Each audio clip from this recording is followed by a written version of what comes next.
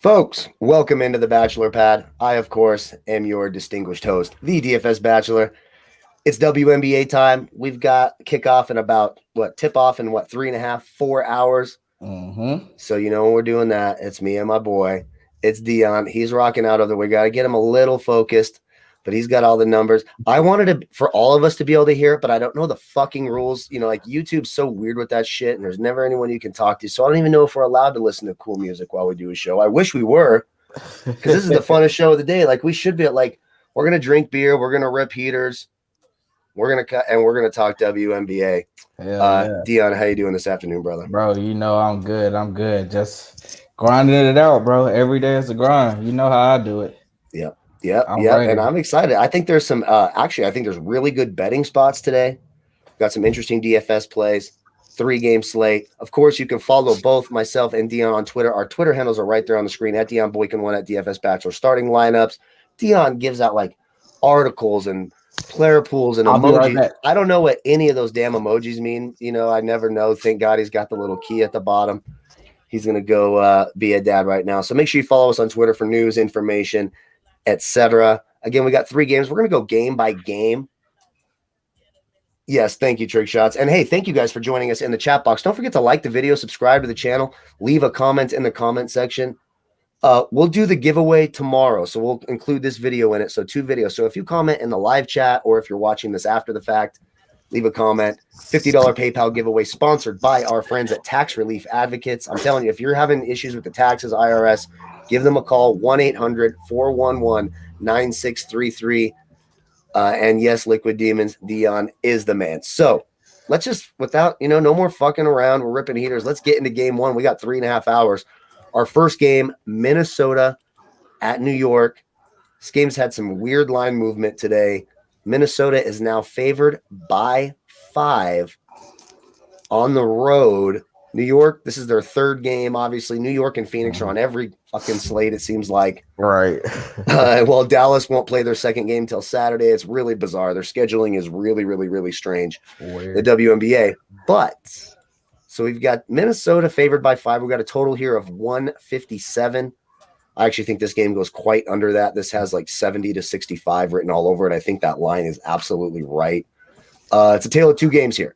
Will New York be able to speed this game up, playing their 3rd game, and slow down some of these bigger players for Minnesota, Dantas and Fouls? Or will New York be able to impose their will or will Minnesota be able to impose their will? Because New York doesn't have anyone who can actually deal with the size of Fouls and Dantas on the inside. They are getting Kia Stokes back, so that might change New York's starting lineup as soon as we know. You guys will know on Twitter. Luckily, it's the first game. I think that's always helpful, even though they finally implemented late swap. So right now, I would lean the under. That's the betting spot I would take in this game. Picking a side, I'm not sure if I want to lay the 5 with Minnesota or not. But I do like the under. What do you like in this game, DFS-wise? I leave it to my boy Dion. All right. Well, starting off with Minnesota, man, like I wrote up earlier, Sylvia Fowles in a really nice spot today. I've said it since we started talking about the season, since the beginning of the season. If you're going to want to attack this New York team right now, even with them getting back Kia Stokes, the one player you want back is Natasha Howard. That's your defensive player of the year candidate right there. So it's still going to be attacking them at that 4 spot. And like he said, I don't think anybody deals with Sylvia Fowles very well down low today. She is 10 defensive rebounds away from leading the league in defensive rebounds. She'll be the all-time leader alone. Trust me, she knows this, and she's going out there and trying to grab every fucking rebound tonight. There's spots last year where we did this. Follow across the timeline. They do a great job at getting out these narratives. How many points of players weigh? Today, Diana Taurasi is 36 points away from hitting 9,000 regular season points, and she'll be the only fucking player in the WNBA to have ever done that shit. So I think she's gonna jack the ball a ton. These narratives kind of matter a lot. It just all depends on the player. If they like Bash like to say, if they 71st to fucking do it, that doesn't matter. Sylvia Fowles First to do it though matters. Like the ones where they're like, they're gonna be the 41st players. Like, I don't give a fuck. Who cares about that? Like, I'll never ever think about that again for the rest of my fucking life. What are you talking about? Yeah, right. So Fowles and Taurasi both have the narratives working for them. Like I said, I really love Fowles today. Kayla McBride still at a really nice price. I think she went up maybe like $100 in price. She took 11 shots in that first game, so I am very encouraged by that. But again, with Nafisa Collier, one of the best scorers for the Lynx right now, with her gone, they're going to need McBride to shoot the ball a ton. Yeah. So 7-1 on DraftKings. She needs to get you to about 30. Like if you're playing on DraftKings. So like DraftKings, you want about 4x. If you get to 200 points on DraftKings WNBA, you're usually going to be doing well. If you get 5x and get to 250, you're going to find yourself at the top quite a bit. So if you see like McBride's 7,100, she started the last game. She played well. I mean, Kayla McBride 2 seasons ago was like, hey, if you get her at this price, you're absolutely playing her. Then last year, it was a different year, obviously. They were in the bubble. Shit was weird. They had the terrible housing in the WNBA bubble. I mean, everything was just fucked up, right?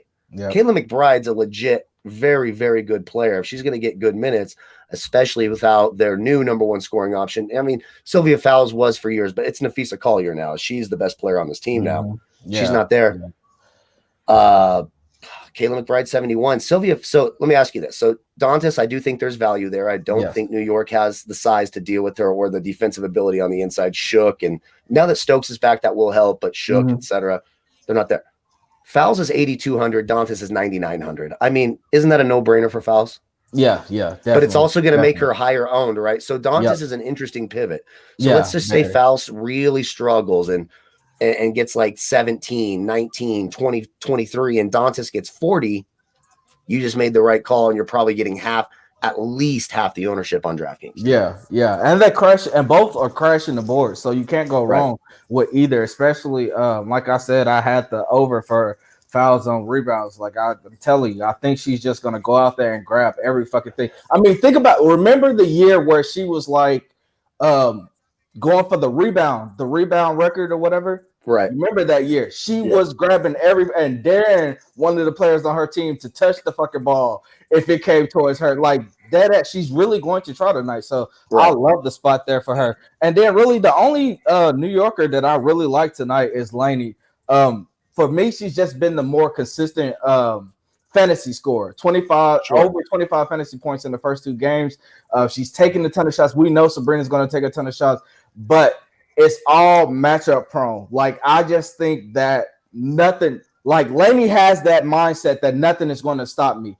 Like Sabrina has that mindset too, but you can see her disappearing in some of these games. Laney's not like that. She already learned from her rookie year, which is why she won Most Improved last year.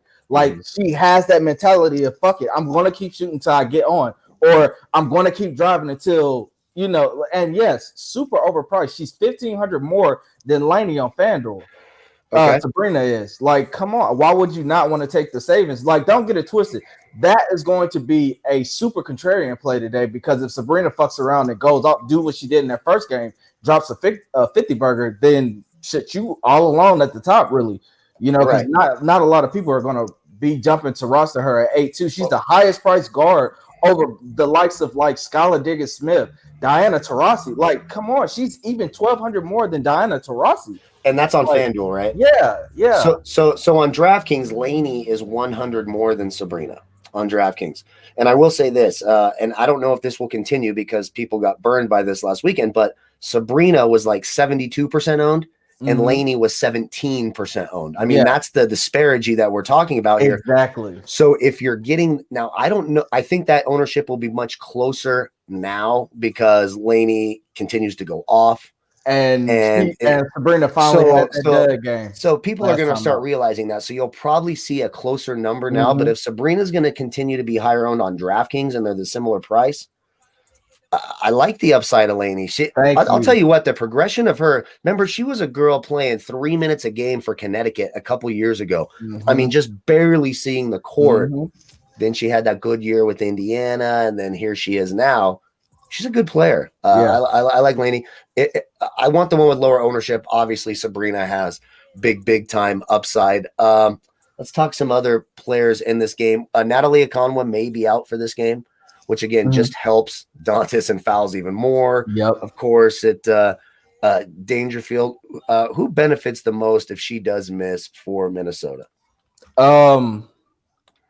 It'll be like you said. It'll be Powers, Dantas. They'll see a lot more minutes. Aerial Powers is 3,700 on DraftKings, so that's like I don't know what she is on Fanduel, but that's like crazy value. She's 5'6" on Fanduel. Like she's gonna have to play a ton of minutes. You can almost lock it in, right? For a minute on the Minnesota side. And you gotta figure it like this. People are gonna see that 3.7 on DraftKings and then see the 5'6" on Fanduel and say, "Oh well, I'll just play her on DraftKings and stay away from her on Fanduel." That's another contrarian play right there on Fanduel, because if you look at the price range where she is at 5'6", man, she's still around some decent players. Like you have players cheaper than her, like Plaisance, who's probably going to play minutes. When you look at that forward situation in not Minnesota, but the Mystics, like Plaisance, Erica McCall is the next man up for them. Like, come on, bro. Like you have to play these. Plaisance have to play like Erica McCall, and then they barely play Allie. Yeah. So we'll get to that game. We're going to get to that game. We're going to get to what I'm saying is, it's like when you look at where she is around these players, like you said, Dantas, Candice Dupree. Then you even have Hamby, who still has pretty much the same type of role that she's always had running with that second unit. And then I've even seen a point where they run those three bigs in Vegas out there a lot too. So Hamby's playing even more minutes playing with those three, the other two bigs. So like she's in a perfect range where she can get looked over. So I definitely like Powers there as well. Like I said, on FanDuel, on DraftKings, she's going to be highly owned, but it might just be chalk you have to eat here because there's not a ton of players down there like that, and she can certainly go for 30 very easily. You do not want to miss out on 8x on DraftKings. You simply do not want to do it. So aerial Powers, especially if Akan was out, just 3.7 DraftKings, I think you lock it in. Okay, New York side. Is there anything else New York side value-wise? Who do you like? Sammy Whitcomb at 5.5 stands out on DraftKings. Yeah, and then maybe Rebecca Allen again on FanDuel. She finished with 11 fantasy points, so that's not terrible, especially when we talk about WNBA. You don't have to look for these women to hit that 15 mark. Right. 10 to 15 is perfect for you at a 3K price range for WNBA. So that you'll take. If she get another 11 to 15 fantasy points today, and here's the thing, she didn't even shoot the ball that great from three. So if she get hot from three, she could play even more minutes. And let's just say,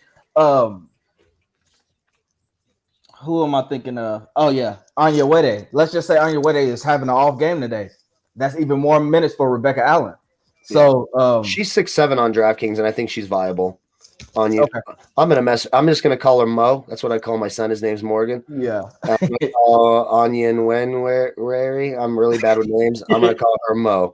She's 6'7" DraftKings, and I think viable. I think she could get to 25. Yeah, for sure. But for New York, like the value here is Kylie Shook at 5'4". Even though I don't really like her all that much, she kind of reminds me of like trying to think of the player. She'll start Carolyn Swords. Okay. Yeah. Carolyn Swords stuff here. Okay. Like start, play 11 minutes, get you 3 1/4. And you're like, okay, thanks for fucking nothing. Carolyn Swords. But Sammy Whitcomb, she got me 25 the other night on DraftKings, 5,500 on DraftKings. I think that's the value on New York. Obviously, aerial Powers and is the value for Minnesota there at 3.7 on DraftKings. Anything else on this game? Nothing from me. Boom. So let's go to our next game. Phoenix at Washington. You got Phoenix, only 2.5-point favorites on the road. Again, Phoenix, another team like New York, playing their third game. They're on every goddamn slate. Gosh darn, I should say. I don't know. Whatever. Question in the chat box. You think is better value, McBride or Fowles? Well, I think they're both value. But, I mean, you got 50. I mean, they both legitimately do have 45, 50-point upside, but probably Fowles has done it more consistently. So that's probably where the value is there. So Phoenix, Washington, again, Phoenix 2.5-point favorites. I do like Phoenix to win this game. Two of the slower teams in the league in terms of pace so far. It's very early, but two of the three slowest teams in the WNBA, you got a total of 163. Again, I kind of like the under. Like WNBA, you get a lot of 62 to 72, 65 games. You don't get a whole lot of 95 to 80 games, and 163 is high. Especially with the pace of these two teams. They're going to try to get the ball inside, even though Washington, of course, will still be without Elena Delle Donne and Maisha Hines-Allen.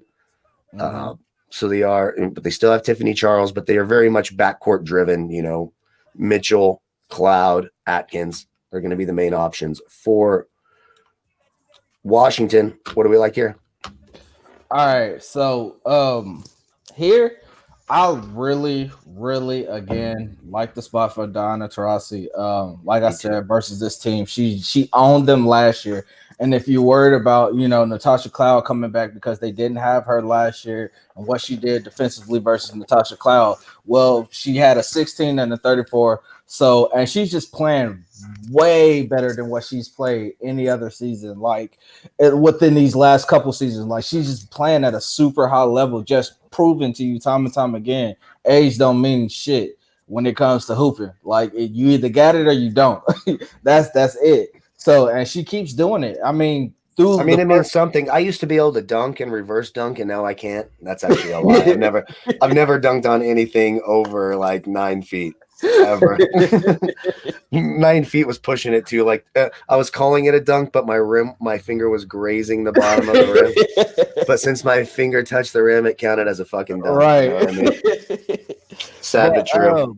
Through the first 2 games, she's already taken 25 shots. I mean, you got to love Diana Taurasi. It's the GOAT, man. Like, always in play on any slate. Like I said, she's $1,200 cheaper than Sabrina. Like, come on. How? In what world do we live in where that's possible? So, definitely think she's in play. Skylar Diggins, another person on this team, taking 29 shots through the first 2 games, yo. These two, they're shooting the ball at a high rate. The same thing with Garner. I think she's had like 20-some shots. That starting lineup, somebody pointed it out earlier. That starting lineup, when you look at the shots that they've taken, the minutes that they played, the stat boxes, like it's all. We talked about this on the last live stream. You cannot go wrong with playing any of these starters from Phoenix because Sandy Bardella is not gonna fucking bullshit. She out there to beat people's ass, and she'll even be kicking somebody's ass and keep her starters in the game. Well, I mean, they have to because they play shitty defense. They're a bad defensive team. And then, like I said, after that starting 5, when you look at the rest of that team, it's like, shit. She looking at the bench like, okay, well, fuck, who I put in? Okay, you like there is no real like they don't really have a real bench, man. It's Shea Petty. That's pretty much about it coming off of that bench. So any of these starters are for sure in play. Like I said, Griner, another player that's just playing super, super well. She's 9'4". Like she's cheaper. The 2 most DraftKings is so fucking weird. The 2 most expensive players at 4 or in this game are out. Like they have Hines-Allen at 10K and Delle Donne at 9.8. I mean, they have a big red out, but I just knowing America the way I know America. How many people are going to play either Delle Donne or Hines-Allen tonight in the tournament? How many do you think? Just like guessing. How many? Like 50, 60, 80? Just like, ooh, Elena Delle Donne, like she's friends with my cousin fucking Jim. I'm going to play him. I'm going to play her. Fucking, oh God, I love it. I don't know. And it's crazy. We talked about this before the pod. Brittany Garner and Bree Turner, both of them have been in the winning lineups on both of the slates that they've been on. Just have been playing extremely well. Turner's 9,100, and I came in saying no way, and then I looked at it and said, am I fucking crazy? She's playing like every minute of the game. Dude, and here's the fucked up part. In the WNBA, minutes are everything. Listen, minutes are never guaranteed in WNBA. Players will play 38 minutes and fucking score 25 points, 11 rebounds, 4 blocks, Jesus sprinkle, or what's the goddamn fairy from Peter Pan? She comes and sprinkles fairy dust over. Yeah, Tinkerbell comes, Julia Roberts shows up, and boom. And then the next game they play 4 minutes, and you're like, what the hell just happened to me? Why did that ruin my day? Why did they not? It's WNBA is weird like that, but that's not happening for Breonna Turner. She's playing every game, dude. Doing everything. Just like you said. Here's the thing: Phoenix used to be the team where you had to worry when you go inside and dealing with Griner. But now you got to worry about Turner too blocking your fucking shot. Like, come on, like this is not fair. Both of like I said, Breonna Turner has like 5 blocks through 2 games, and I think Griner has the same amount. Like, what do you do against those two that's just prone to blocking fucking shots every time you come to the rim? Like, you can't really do much of that. And it's just like I told Batch before the pod, like the thing with Turner is even if she's not scoring well that night, if she gets 4 fucking blocks, which she averaged versus this team last year, if she gets 4 blocks, like she's halfway there already. Like you just need her to just do a little bit more. Well, on FanDuel, yeah. What's her price on FanDuel? Her price on FanDuel is, I think she's 6'8" on FanDuel. 6'8". Okay, yeah, she's 9-1 on DraftKings. 100 cheaper than Ariel. So let's put it this way: if you're going to the utility spot, even though Phoenix has been bad defensively, I will say that. So there is some upside for Atkins, and I don't think she'll be highly owned. Phoenix has been bad defensively. Yeah, I'm not sure Washington has the firepower to quite overcome the defensive woes that Phoenix has had. And I like Phoenix's offense much, much more. Right. But Ariel Atkins, if I have like 9,400 left or 93s, I just can't quite afford Griner. It's between Atkins and Turner. I'm taking Turner. I'll just say that. Yeah. Or Diggins Smith at 9K. Tina Charles 8-9. What do you think?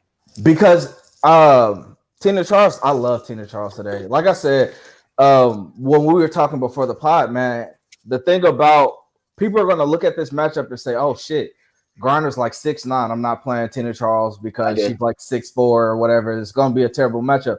When you think about Tina Charles shooting, first of all, Griner is one that loves to get rebounds. She hates to be away from the basket. So when there's a player that can pull her away from the basket and she can't get the rebounds that she likes to get, that's a problem. So now you got Tina Charles, like they said on the last stream, last game. If you watch, this is why watching the games are important. The broadcaster said that they talked to Tina Charles in the offseason and told her she was going to have to work on her range. She's going to work on shooting those threes because that's the type of team that the Mystics are. When they get rolling from 3, everything else just falls into place for them. You know, because then the defense have to worry about coming out and collapsing on or closing out on the 3 shot when now you can drive the lane or you can find somebody cut into the lane because, you know, maybe somebody's out of place. So it opens up a lot more on the offensive end. So if she gets to hitting 3s, like we saw her take a couple of that last game, Tina Charles can still shoot the ball from the outside. She can still shoot a mid-range. And that's one of Brittany Griner's kryptonites. She doesn't like to be pulled away from the basket. So those shots are going to be open for Charles is what I'm trying to get at, because Griner's not going to contest all of those shots. She ain't going to be able to get out there all of those shots. Isn't the opportunity for offensive rebounds and putbacks there? Because Brittany Griner wants to block every shot, and so does Breonna Turner. They're very aggressive at going for shot blocks. What happens when your defender goes for a block shot? You're sitting under the rim all by yourself. You're able to just tap it back in. So I think there is upside for Tina Charles as well. What's her price on FanDuel? 7-3. She's 7-3. See, I like her way better on FanDuel than I do on DraftKings. On DraftKings, she's 8-9. So you need you need about the same amount of points. But for some reason, that 7-3 just seems cheap for a player. Like I've just paid 7-9 and 8-1 for her so many times that 7-3 makes me feel good on the inside. Right. And enjoy it now while it lasts before Della Don does come back and before Hines Allen. I'm not sure when Hines Allen's allowed to come back. 2 games. So her and Della Don may come back the same exact game, as a matter of fact, their next game. So enjoy that stuff, right? And enjoy some of that.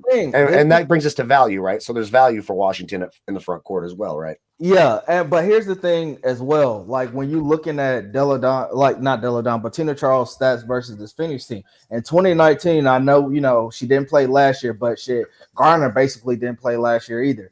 But in 2019 versus this same Phoenix team, 45, 49, and 19 was her lowest game. So, I mean, you see the upside is there. And she had 28% usage rate in that first game, and they wasn't even going to her like they should have been in that game, in my opinion. So you got to love it. But, up front, you got Teresa Plaisance. She is still stupid cheap on DraftKings as well. 4-4. 4,400 on DraftKings. Look, at 4,200 on FanDuel. There you go. She's a much better value on FanDuel. I'll say that. That's Right. crazy though. 18 minutes to put up 29 fantasy points. Now I get it. She had 2 blocks, 2 steals that game, but it's not to say that she can't do the same thing this game. Like I was telling Batch, when she actually got time versus this team, 29 fantasy points, 28 minutes, 33 fantasy points in 24 minutes. And then this is the only time y'all gonna get this, and I'm not gonna say it twice. Today is her birthday. I didn't put that in the article. You getting it here first. So if you missed that shit, you just missed it. There you go. There's the narrative. Is Teresa Plaisance the partier? Is she like, I just want to get this game over with so I can go remember vividly we played like, her. I want to put my face in titties. Is Teresa Plaisance going to put her face in titties tonight at the club? Man, we did once before. We did this once before where we got Teresa Plaisance on her birthday at a really cheap price, and her mom and all her people came down to watch her play and shit, and she just smoked it. So I do remember that game. I remember that fucking game. You remember that? And her mom tweeted that she was gonna be there and all. Was she on Connecticut at the time? I want to say she was that's what it was. And it probably was against this Phoenix team. It might have been, yeah. and yeah, they're at home, so I would not be opposed to that. If she got family flying out, it's the big day for her. She's gonna go out and celebrate after her birthday. So that's a great thing that we got her the day of. So she ain't do no bullshit last not night. The day after. Getting her face and titties, the wild Teresa Plaisance. Well, I need to make a thumbnail of that. Like, we need to start trending that on Twitter. On Twitter, put out like just party memes and be like fucking party animal Teresa. What do we put? Something for Teresa Plaisance. Fucking, she's gonna be a wild tonight. Just motorboating the fucking shit out of titties tonight. I love it for Teresa Plaisance, living her best life. But there is so. What would you say, Teresa Plaisance or Aerial Powers 700 cheaper on DraftKings? I mean, I gotta say Aerial Powers. I gotta say Plaisance could be a lower owned pivot. That's the pivot. I was about to say that'll be the pivot, right? And isn't there one more? Erica McCall like sneakily had like all of a sudden. Isn't she DeWanna Bonner's cousin? That's right, right? Yep. She's married to somebody. No, that's her half sister. Half sister, that's right. And then Bonner's married to Dupree, and McCall used to be teammates. Hey, y'all don't even understand. When we start getting into shit like you playing, there's all sorts of shit. You playing your ex girl, like I love it.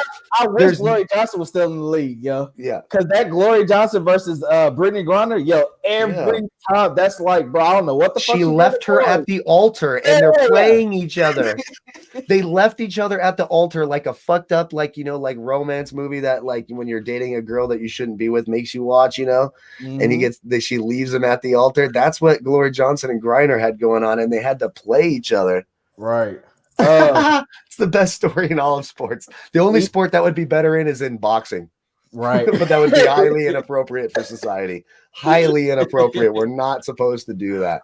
I'm just saying it would be interesting. It would be fucking interesting. Anyway, I digress. Ife's the biggest fade would probably be Griner. I think Griner would be more popular than Cambage because Cambage is still super cheap, but she didn't do enough, and it's versus Seattle. People hear Seattle and get scared because it's always Seattle, the champs, and all this. Really good. I get scared of Seattle too. All right, so that'll probably be the bigger fade. Yeah. Okay, is there anything else in this game before we get to this last game? Leilani Mitchell revenge. Oh, I like Leilani Mitchell. Yeah, someone asked low-owned gem of the day. It could be Leilani Mitchell in a revenge spot against her old, especially on DraftKings at 8-3. Yes, and I'm saying without Della Don, there's extra usage to go around because when she comes back, all that's going to be gobbled up, and all that's going to be gone. So if you want these players, now's the time to take them against Phoenix, who struggled defensively the first 2 games. Like, bro, look at what Brianne January. Boy, I hate that name. I hate that name with a passion. Why are you trying to ruin the whole show? This has been a good time, dude. We've been having fun. Don't fucking bring her up. She went out for 26 fantasy points last time. I say that to say this. Leilani Mitchell is 12 times better than me. If you ask me, for my opinion, I would take Leilani Mitchell over Brianne January any fucking day. Forever. And I think she shoots the 3 a lot better than Brianne January too. So if Brianne January can fucking do that, Leilani Mitchell can do the same fucking thing. And here's the thing. I like Cloud and I like Atkins, like you said, but when you look on FanDuel, Leilani Mitchell's is 4'7", then you have Atkins at 5'4", and then you have Cloud sitting at 5'6". Why not just take the revenge narrative? Yeah, well, and 4.7 is too cheap on FanDuel. That's what Mitchell is on FanDuel. Yes. So Mitchell's a much better play on FanDuel than DraftKings, like by a mile. Like Leilani Mitchell on FanDuel. you only need like 20. You need like 30 on DraftKings to hit value. So you're getting that's a fucking big one. Mm-hmm. Canada or Whitcomb on FanDuel. How many minutes did Jordan Canada play their last game? Canada played. I think Whitcomb is what I like, but yeah, she played 15 minutes that last yeah, game. yeah. You want Whitcomb? Just there's too many. She doesn't play enough, and Whitcomb's starting and getting minutes, so you fucking take the minutes. Hold on, bro. Hold on, real fast. I'll be right back. Yeah, you take the minutes in WNBA. So I'm going to move on from this game. We're going to go on to Las Vegas and Seattle. Look, this game's coming in at like a pick'em. I don't understand it to be so. This is a rematch of the WNBA finals. Obviously, Seattle just went out and swept them real quick, like 3-0. Then they played their first game. Seattle went ahead and beat them as well. Now you're getting Seattle at home. Now, listen, it is hard to beat the same team 5 times in a row, I suppose. And Vegas is going to be as motivated as possible. So it could be a trap. But like all signs point to Seattle just winning this game again. Right. For me, I mean, what the fuck am I supposed to say? Like, okay, well, they haven't been able to do shit. I said the same thing, bro. And here's the thing, back to that Canada Whitcomb question. Whitcomb is playing at least 20 minutes a game. So you might want to take, like, you would take the minutes. Yeah, always you take would the minutes. Sue Bird to like hurt herself or just be having a really terrible game for Jordan Canada to come in and play. Now I get that she had 17 fantasy points in 15 minutes. That's appealing. It's appealing as fuck. But just take the minutes there. Like it's a risk. Did Alicia Clark retire? No, she's hurt right now. She went to the Washington Mystics. Oh, she did? I like Alicia Clark. She's always fairly priced and plays like 50 minutes. I was super excited to play her until she got hurt in the that's a bummer. Yeah. All right. So obviously, I mean, Breanna Stewart, yes, lock and load, let her rip. Have as much Breanna Stewart as you can. She's easily the best odds to be the highest scorer on the slate because she should be, because she's the best player in the world and she's the best player tonight. Well, can you tell me the score of that first game? Do you have the game log up still? Yes. Hold on. I'm sorry. I didn't see the score of the game. You good. It was 97-83, and it really only got closer at the end of that game. So the over-under in this game is 167. Do we think do they tighten down defensively, or is this another free-for-all offensively? I honestly, like, here's the thing. Because you just want, if that's going to be the score, you want to just stack this fucking game. So listen to this, all right? So last year versus this Aces team, that was without Liz Cambage and the likes of like a Chelsea Gray. And I'm going to get to her in a minute. But here's the thing. So last year, these are the game logs: 74-82, 93-80, 104-91, 92-59. That's when when Seattle. But here's the thing. The thing about Seattle, you like taking the over in Seattle games because Seattle is another team that don't take their foot off the gas. They'll like I just said, 100 to fucking 54. They'll put up 100 points on your ass and won't give a fuck. And they'll play Breanna Stewart. She'll still be playing. You'll be like, yes. Like you're so happy. You're like, you think all your DFS points are gone. You're like, fuck, she's gonna have 34 because they're kicking their ass. And then you look, it's like, oh, she got 52. She just came out and hit 3 threes. Exactly. She's still shooting. Oh my god, that's cold-blooded. I love it. Look, I do that with my niece. I play Mario Party with my niece. And she'll do shit that like steal a star from me or something. I'm like, you are no longer going to score a single coin the rest of this game. I'm fucking stealing everything from you. Cold-blooded competitors. We're missing that in this country. We're giving little kids participation trophies instead of being like, no, if you suck, you don't get your name called at the ceremony. The good players get the fucking trophy. Okay. Right. But anyways, I digress. So like I said, man, Chelsea Gray is stupid cheap in this game. Like I think she went down. Vegas has so many players. It's like it's a lot of mouths to feed. But here's the thing: once she get rolling, like her box score last game out, it wasn't nothing to write about. 7 points, 2 rebounds, 3 assists. 3 assists from Chelsea Gray, that's not like, come on. Yeah, she'll get more than that, especially with Asia and Cambage. There's no Angel McCautry. She's going to be out the whole year, I think, right? Yeah. Which imagine if they had Angel McCautry too. Like that's a super team. That's a crazy team.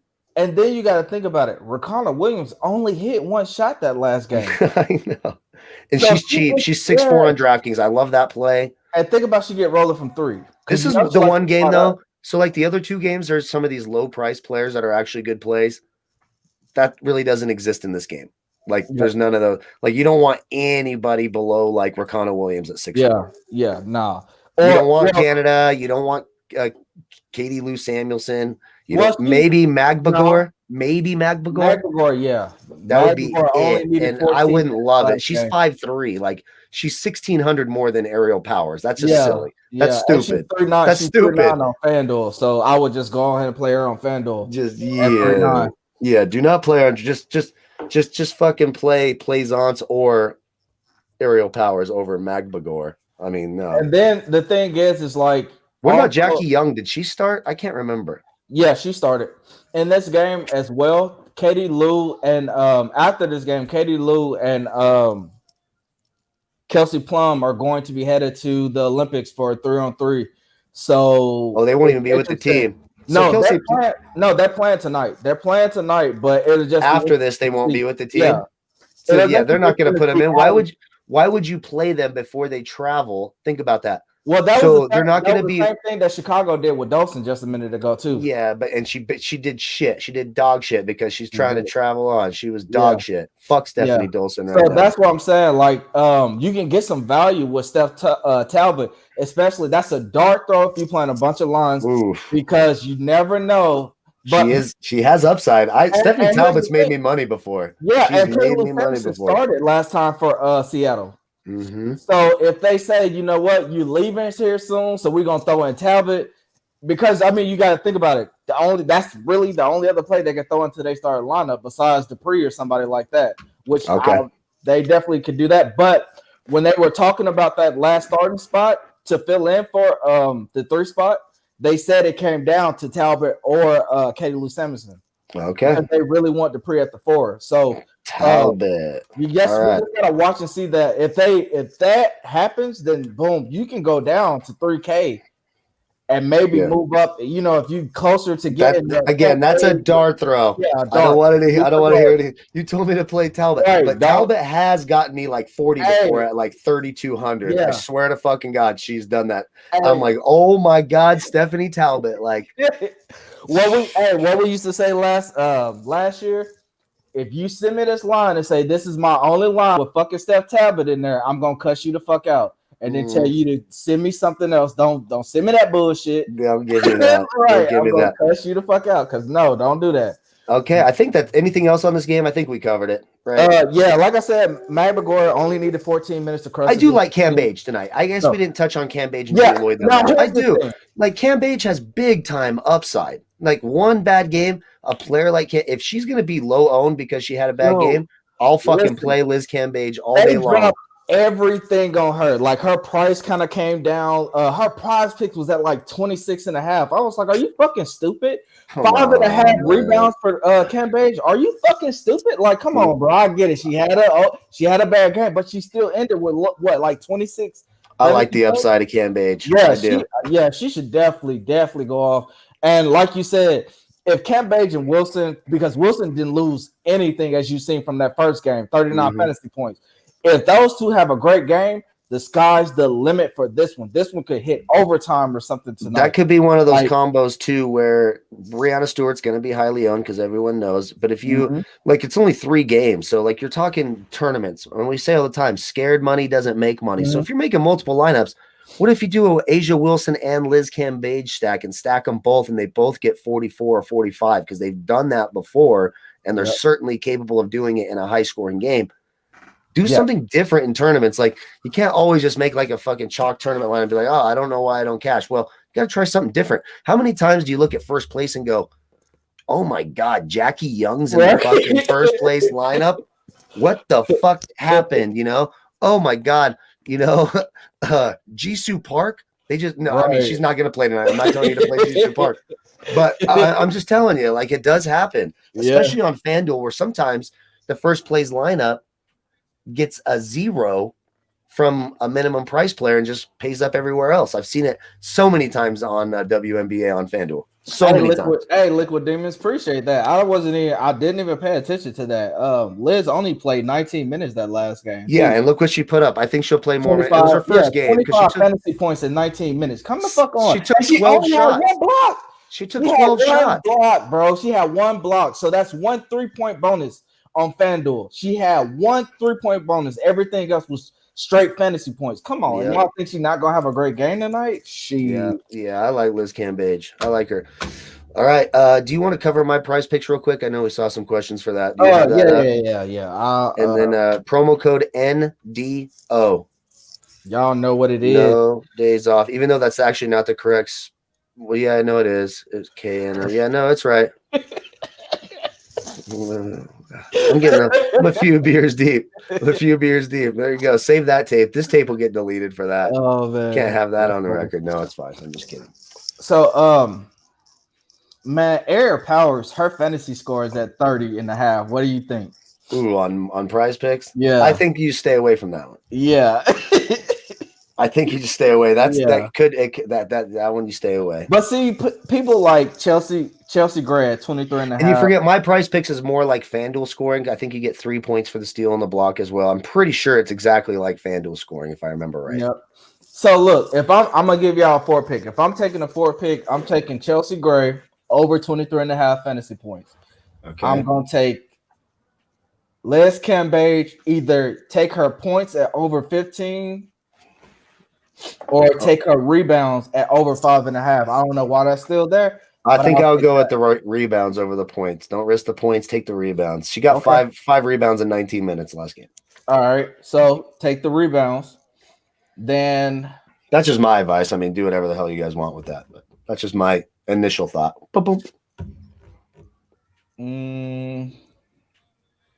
Appreciate you guys joining us in the chat box, by the way. Love you all very much. We have fun on this show. This is the most laid-back show I get to do for sure. Right. Oh, the over. I get to do whatever I want. On rebounds, 10.5. And then lastly, that's too high. I do like it. No, I like it. Too. I know she needs it for the record. I know she needs it for all that stuff. No, it's not even just. It's not just about the record. She averaged a fuck ton of rebounds versus this team when they had the likes of somebody like. I'm just saying, my heart. Like if I'm on my couch and I'm watching a game and I got to cheer for 11 rebounds, I'm scared to death.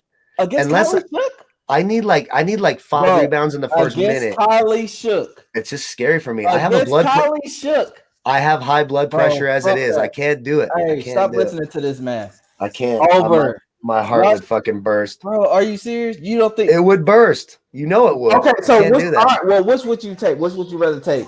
The over on rebounds at 10.5 or her over on points at 13? Over points 13. All right, we'll take the over on points. But that's way less scary for me. 11 rebounds, you got to be engaged the whole. You have to watch every minute for 4 fucking quarters with your fuck. You're just like, come the fuck on. Especially if it's the last one you need. No, I don't know. What I just brought up. Remember, like I told you, when we were watching her trying to break that record for most. You're just trying to kill me. I'm old. Remember, I told you when we watched her trying to break that record for most rebounds, she grabbed every fucking thing that came her way. Yeah. So I mean, like I said, you can take the points. So I'll take the points. I'm a coward. I'll take the. So what we say? We said points for fouls 13. Fouls 13. And rebounds, Cambage over 5.5. Yep. Then we said the fantasy for Chelsea Gray over. I like that. 23.5. And then lastly, staying the hell away from aerial powers. That's scary as hell. Right. Don't touch that. That's it. That's enough. We don't have to give out anymore. Yeah, I think I like that 3 pick. You're good. You're good. All right. Love you guys. Good luck tonight. The game's starting in a little while anyway. Of course, thank you, Dion. Don't forget to like the video, subscribe to the channel, follow us on Twitter, leave a comment, be part of our giveaway. I'll remember to do that tomorrow. Yeah, that's it. Peace out. Deuces.